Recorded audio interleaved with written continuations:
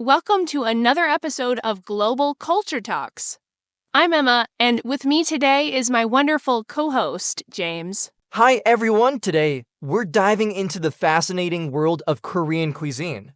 We'll explore its rich history, traditional dishes, how Korean food has taken the world by storm, and how modern trends are shaping its future. Emma, are you a fan of Korean food? Absolutely, I love Korean food. It's flavorful, colorful, and full of history.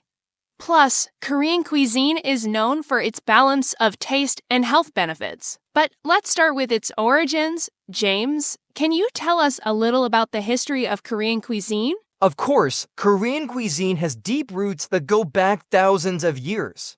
Traditionally, it was heavily influenced by seasonal ingredients, Confucian principles, and Buddhist dietary restrictions. Rice, vegetables, and fermented foods have always been at the heart of Korean meals. And, of course, fermentation plays a huge role, especially in dishes like kimchi and doenjang fermented soybean paste. That's right, kimchi, in particular, has been around for over 1,000 years. Originally, it was just salted and fermented cabbage, but over time, chili peppers and other spices were added, giving us the spicy kimchi we know today. It's such an essential part of Korean culture that there's even a kimchi-making season called Kimyeong, where families gather to prepare large batches for winter. I love that tradition, and speaking of iconic dishes, we can't talk about Korean food without mentioning bulgogi, bibimbap, and samgyeopsal. These dishes are now famous worldwide. Oh, definitely. Bulgogi is marinated beef that's grilled or stir-fried. It's tender, sweet, and savory all at once. Then there's bibimbap, which means mixed rice in Korean. It's a bowl of warm rice topped with seasoned vegetables, meat, a fried egg, and spicy gochujang sauce. It's not just delicious, but also visually stunning. And let's not forget samgyeopsal. Korean BBQ is an entire dining experience. People gather around a table with a built-in grill, cooking pork belly slices and wrapping them in lettuce with samjang spicy dipping sauce.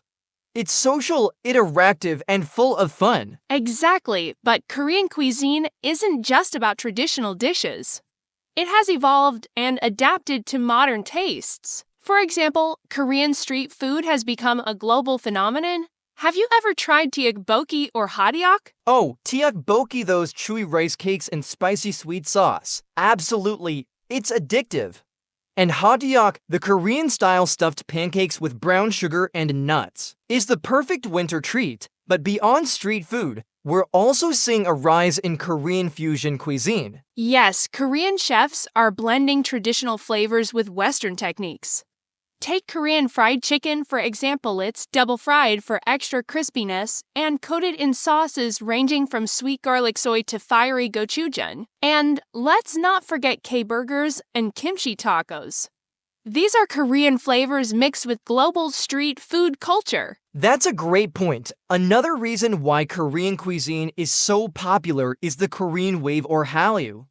K-pop, K-dramas, and Korean entertainment have introduced people worldwide to Korean food. Absolutely. Whenever a K-drama character eats ramyun, Korean instant noodles, or jjajangmyeon black bean noodles, people want to try it.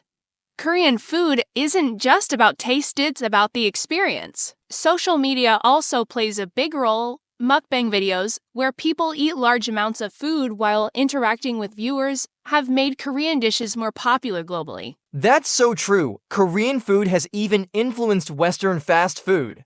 Major chains now offer Korean-style fried chicken, kimchi burgers, and bulgogi-flavored pizza. It's amazing how food can bring cultures together. Yes, and let's talk about the future of Korean cuisine.